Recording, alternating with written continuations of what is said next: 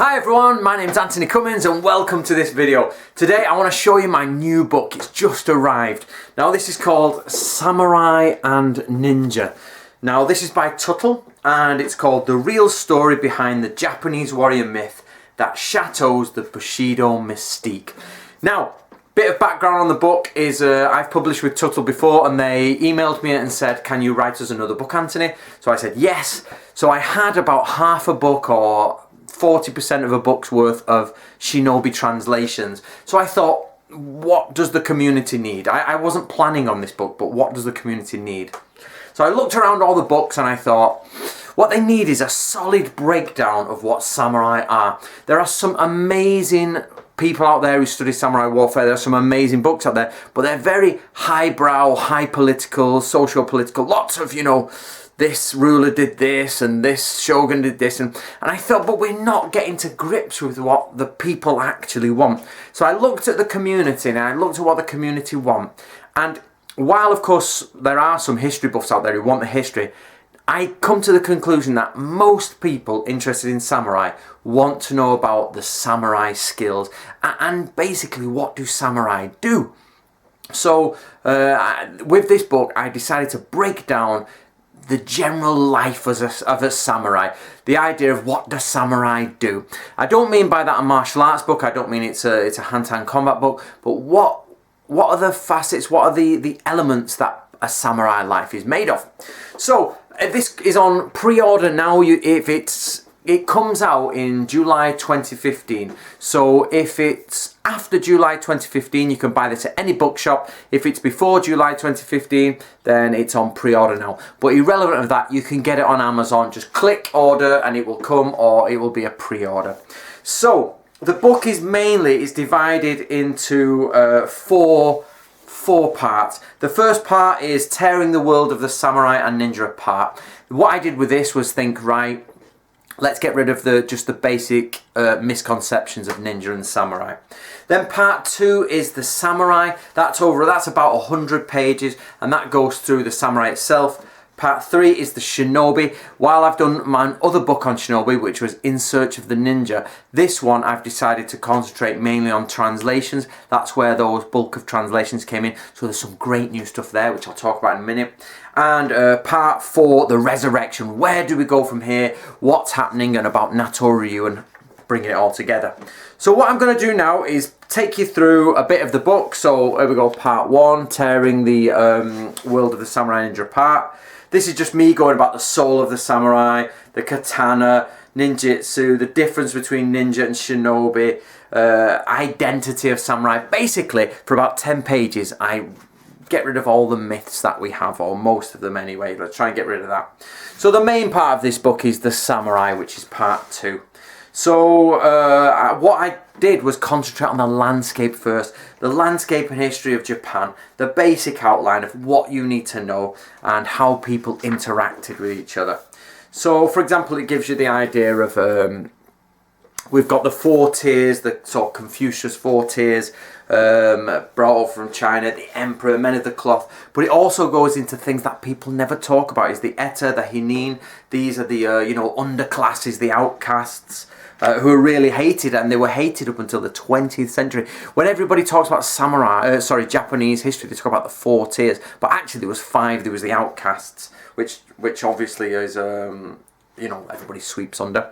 I then move on, we talk about numbers within army figures. So for example here, how many mounted warriors, how many samurai. I give you a list of all the different people inside a samurai army. The book is full of these little bubble notes. I've put it like this so that people can get the information in a little bit more bite size. We then, again, the list goes on for a few more pages. We then get to battle camps and we start to talk about battle camps, what you're going to find in a samurai battle camp, that type of stuff. An interesting bit here is this. This is actually a battle camp, and the numbers here on this represent where the people were stationed. Now this is taken from an early Edo period representation of a Sengoku period battle camp, and if you can see, The headquarters is there. That's number 17 and 17. That is number 17, Shinobi, ninja. That's where the ninja were stationed, inside a battle camp. So this idea that, again, they were peasants on the outside. No, these are samurai retainers right next to the lord, probably Iga and Kokomono, and they're looking after the lord. Right, we go through all the different parts of castles. We've gone about samurai schools. For example, the Keppan blood signatures. Right, we do then have some stuff on Sekiguchi Ryu. Yamada Sensei, his information is in there. I go through generic terms of the samurai, the different terms, the different types of samurai, because everybody sees samurai as one thing, and it's actually multiple things. A really low-level samurai is not the same as a shogun, and a samurai without land, or a footed samurai, or somebody who's mounted, which difference of koku. Then we go through basic tools of the samurai, so the tools that they have, lists, you know, everybody's like samurai, hakama, top, sword. No, it's massive, the list of tools that a samurai needs. And I've put that list together from lots of other lists from ancient documents from generally the Edo period. I've put a small section by this gentleman. His name is Paul Martin, and this is actually from him. He sent me this, and it's the classification and dates of swords. How the I went to him for this simply because he is pretty much the expert on swords, so he would know much better than I would, so he's put it in. Then, of course, we've got reality of battle. So, which is the biggest killer of samurai? Arrows, bullets, polearms, swords, rocks, or stones? Which one kills the most samurai? Do you know? Right, what about war cries? Then we've got decapitation. We've got some floating aids there. You know, samurai swimming. Here we've translated, me and Miyako translated a samurai swimming school scroll. So it's just a basic outline of what aquatic training you need to do. From different types of diving to turning in the water, treading water, shooting while treading water. Right. Of course, this is me killing Kevin. That's me holding Kev's decapitated head. And we're talking here in the main about different types of head. So for example, this page talks about the look with heads. If the teeth, so for example, where the teeth are aligned to the decapitated head, tells the look in battle and things like our divination. We've got evil heads like our Kevin there, and how you get rid of evil, malignant heads. Chi and magic of the samurai, that's in there. Packed with stuff, actually, to be honest. I went around and I looked and I thought, right, what do we need? The concept of honor and bushido. I've made sure they're all there to make sure we get rid of this idea that, you know, samurai are perfect warriors. The different ways of seppuku. These are ways where somebody wants to possibly turn against them. Where you should position the sunlight, the moon, or the lanterns in relation to the seppuku committing person, because there's different skills and things for that. We have a quick look at the major players, who are the major people. Then what I've done here is on page 112, I've actually wrote down all of the samurai literature. Now this is one of the reasons I wrote this book. I have got on that bookshelf in there almost everything, as most of you have as well, that was translated about samurai. And I looked through them and it was like, Miyamoto Musashi is probably a practical manual, but the rest of it was pretty much samurai ethics. A couple were practical, but on the whole, samurai ethics. Hagakure, Sermon on the Demon's Mountain, all this type of stuff. I was like, all our knowledge of samurai tends to be either political history, which, you know, sometimes is not relevant so much for the samurai themselves because they only concentrate on their political point in history. But on the other side was Bushido and Confucianism, and you're just like, we're totally missing this massive point of samurai, which is what they did. So what I did here is I wrote down all of the things that are in general still in print today and that are translated, and to show you what has been put out there. But there's one problem here. This is where the publisher has made a mistake. Under Bansen Shukai for Book of the Ninja, it says further writings under the title Book of Samurai. Now, the reason that is wrong is it should be under Natori Masazumi's The Shoninki. But what happened was this had gone to PDF typesetting, and then I got the name of the new Natori book, which is Book of Samurai. This is the picture here. Now that comes out in November, so I got the name and I wrote to Tuttle and said, can you please put that in? And they've put it on the wrong one. I even got the proof and I said to them, change it to the next one, that's the wrong one. And they said, okay, we'll do that. Went to print, they've not changed it. So where it says further writings under the title Book of Samurai is not Fujibayashi. It should be the next one down, which is the Shoninki. Then at the end of that we move to part 2, which is the Shinobi. Now I'll just take you through quickly what we're going to do here. I've got some basic understandings of the Shinobi. We've got military and civilian roles. Now I think it's very important that people understand the military and civilian roles. And those people who still don't believe Shinobi are, you know, part of the samurai class, or that at least they broach both sides. There's, you know, we've got the castle, and it shows you here, very difficult to see. But these are the residences of the retainers inside, and this is the Shinobi Mono there. We've got the setup of a Shinobi spy system, who does what and what they look like. We've got some tools from Gabriel Rosser there. He's done some samurai tools. Now, let me go through this. So, the Shinobi curriculum, I've gone through some Akutagawa Ryu. So this is Akutagawa Ryu translated with Rosser's images in there. Again, Akutagawa Ryu. There's Gabriel Rosser himself. I've just put this in to say thank you for him for supplying like the pictures of the tools. And he looks cool there. All the different bits of Shinobi infiltration skills. It's one of my favourite pages. I think it looks very nice now. We're definitely getting a feeling in the books we're doing at the Historical Ninja Research Team, where people can recognise the style we do it in. Right, so all of that I've just showed you is actually the Akutagawa Ryu. Then we've got something called the Gyoshu Manual. Now this is a manual from 1690, and it's got over 1,000 points on military arts. So what we did is we took out, I haven't counted them, but we took out all the Shinobi related ones, and we put the Japanese and the English there for any future translators who want to, you know, do different translations or want to check the translations. That's no problem.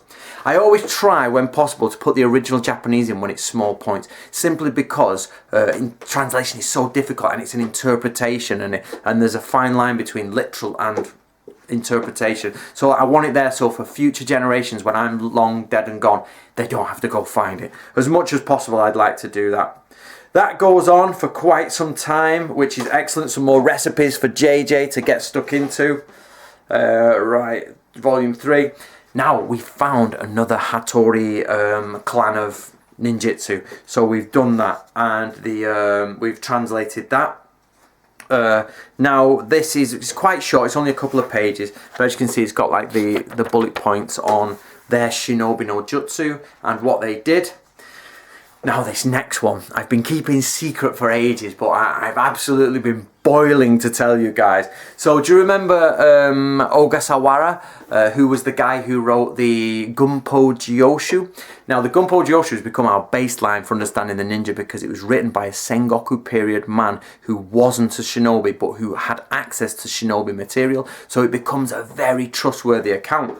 Now he didn't write just the Gunpo Gyoshu, and he actually wrote something else. He wrote another book, and what we've done is take out all of the extracts from that on ninjutsu, and I think they're superb. This man has just been, I'm so glad he existed, and he's wrote down lots of things, less practical and more about ninja in the time of the Sengoku period and how to utilize them. There are some things like sleeping powders and torches. For example, there's the torch recipes, but there's also the mental attitude of ninjas, so how to split the enemy with discord, tactics, avoiding risky conflicts. The lord and his retainers should not surround themselves with evil-minded people, and how to deal with shinobi. how to maintain discretion.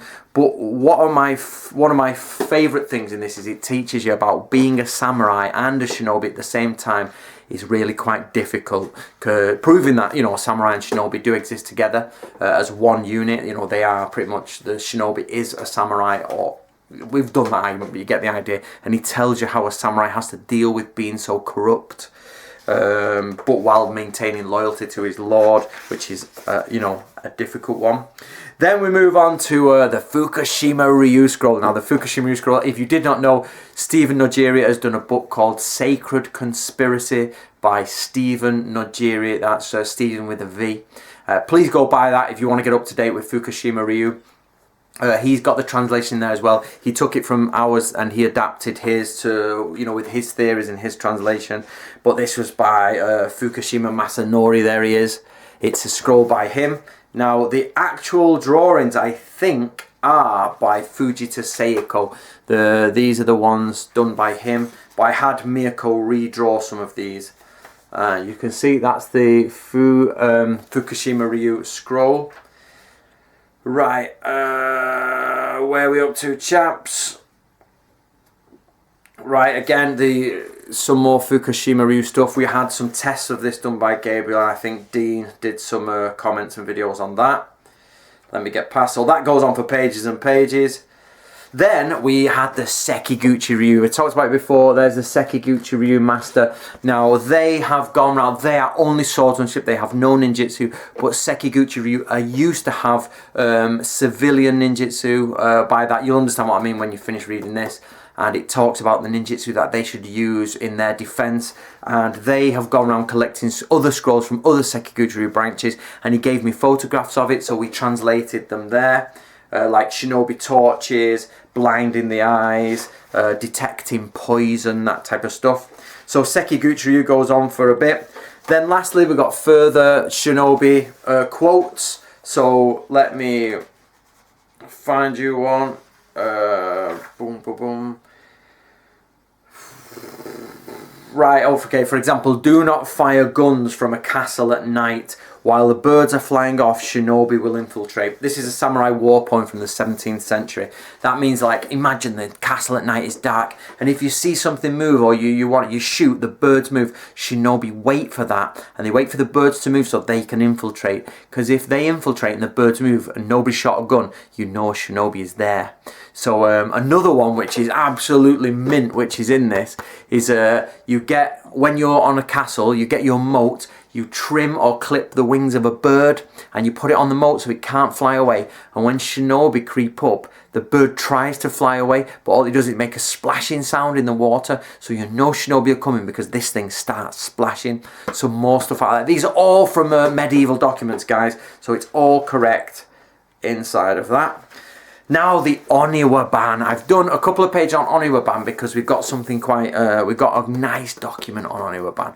And most people think that the Oniwa ban were these gardeners. Total rubbish. Oniwa ban were not gardeners. They were guards of the castle. They wore a long sword. They had, I think it was a black jacket on, and they were recognised as Igamono. But they were not from Iga. They were from Kishu. So the reason they got Igamono is to do with social standing within the castle. I'm going to make a video on that, so don't worry about it, chaps. But everything most people thought they knew about Oniwa ban is wrong, and we're going to clean that up as well, because that should get cleaned. Right, and then the last part is the resurrection, and I'm talking here about the return of a samurai school, which is Natori Ryu, which we're bringing back. There's me at the grave, and what I'm talking about is it's a public invite to people to come and join us and start to really make real the samurai teachings. Because while this tells you about what samurai did, Natori Ryu is going to be about 8 volumes long, if not longer, and it's going to be practical skills by the samurai to be used. And then lastly, I've called it the boring stuff, which is bells, whistles, times. If you want to go see the original documents, there's some catalogue numbers there and that type of stuff. Right, it is paperback. I hate paperback. I hate it. But I went to Tuttle because they do hardback, and they chose to do this in paperback. I have no idea why. So it's 220 pages long. It's perfect bound paperback. Title was decided by them, but I'm quite happy with it. And it's got Cummins at the top. So my newest book. Right guys, I hope you liked that.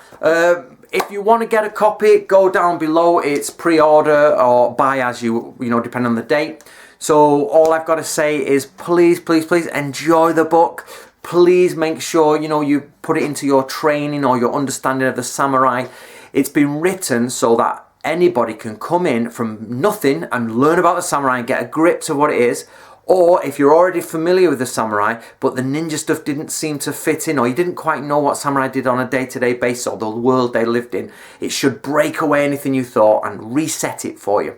So overall, the idea is to reset the image of the samurai. I've written this book so that people can look at the samurai and the ninja, reset their image, and we can build on it in the future. And I want other people to write books to build on that so that they can be like, okay, this is what samurai do. Let's change that image of the samurai from that romantic Victorian nostalgia idea to a more practical and real medieval warrior. Okay guys, my name's Antony Cummins. Subscribe here, come and find us on Facebook and enjoy the book.